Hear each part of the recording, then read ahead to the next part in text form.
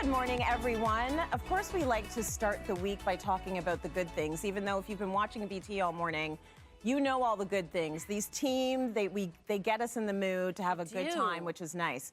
So we get to hang out with you every once in a while to talk about the juice of joy. So this is with our friends from Tropicana.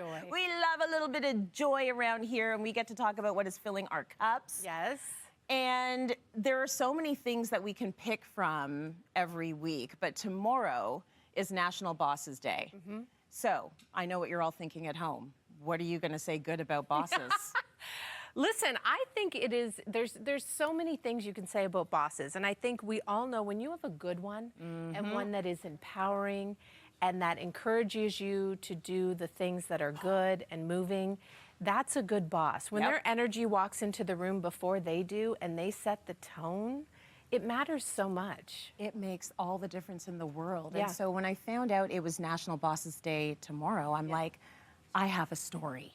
So you know that boss that sees something in you that you don't even see in yourself? Yes. I was a news reporter. I had no interest in doing anything but news. And we had a boss here at CityTV named Tina Cortez, and I was filing for the Noon, very pregnant. I'd finished doing BT, the live reporter. I was the Tammy. Or the Karen Ciolin. And then I was filing my story. Tina called me into her office and she's like, listen, we're gonna be auditioning for a new host for Cityline. And I said, that's nice. I'm looking at my watch like, I've got a hit to do. I've got to go. I got a deadline. She's like, yeah, we're gonna be doing the auditions while you're on mat leave. I'm like, great. She's like, I think you should audition. And I thought, why? That was not on my bingo card at all. It was all about hard news. Lifestyle didn't even make the cut. And that was a decision that changed the trajectory of my career. And that was all her 100%. So thank you, Tina Cortez. I love that. She's a good boss. Do you have a good boss? I have a similar story to that, and I think that's the thing. And when you say that you see someone who sees something in you, it's such a big deal. I was the same. I was up in Barrie. I was a camera woman working really, really hard there. And there was a gentleman by the name of Paul Rogers who drove all the way up to Barrie and had coffee with me and said, you know, we've heard about you down in Toronto. We really think we'd like to start something new and create this helicopter program. And I was like, me? Are you what? It's like, huh? And he saw something in me and said, I think you can do this.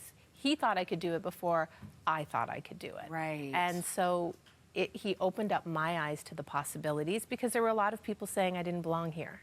I bet there were. Yeah, and even today. So if you're in a job and people tell you you don't belong here, you do. Yes, you do. I'm telling you, you do. Can you talk to me about that helicopter gig? Like what? Like if somebody drove to Barrie and said to me, so we're just going to throw you up in a chopper. Like, so were you shooting in the chopper? You had a camera in the chopper? The deal was I would be a switcher, a camera op, and a reporter in the helicopter. And I was the only one in Canada who did that for a really long time. I might even still hold the record. I'm not sure. But it was a new opportunity. I was really afraid of heights. We talked about sweat last week. I was sweating everywhere. I bet. But leaned into it because he believed in me. So I'm very grateful, Mr. Rogers. So. I love Mr. Rogers, actually. Yeah, you know Paul Rogers him, right? did a stint around here as well, and he's a lovely man. So we've actually, our producer came up with did a bit of research on what makes a good boss. So tell me if you think that these things make a good boss. Here we go. Honesty. To a point. To a point. Here's the thing. I love a good, honest moment, but like, is it going to hurt my feelings? And can we... Right? I will say this about folks that work in front of the camera. You don't want someone being way too honest with you like 10 seconds right before you have to go on air. Yeah. You have to be a little bit insane to be in front of the camera. You know what I mean? Like a tiny bit? It's like you have to have a little bit of crazy. You're not wrong. So you don't really want to hear, by the way, you suck. Off you go. 3, 2, 1. Let's Which get it. has happened to me before in my early days. It's not great. It's hard. So a little bit of honesty, ability to mentor staff, ability to motivate, high emotional intelligence. We need more of that in today's world, I believe. Trust, ability to inspire, self-awareness. Let's go. Yes. But I also think it's also on employees, like, to be honest, to give honest, good feedback. Because when you're a boss, you just hear people complain. That's so true. when they're doing something right, it's also a really good idea to share what they're doing well. I love that. We all operate better that way. Okay, so cheers to good bosses. Cheers to good bosses. There's lots of them out there. Yeah. Okay, let's go to break now. We've got more BT coming up. Have a good one, everyone. Juice of joy. Juice of joy.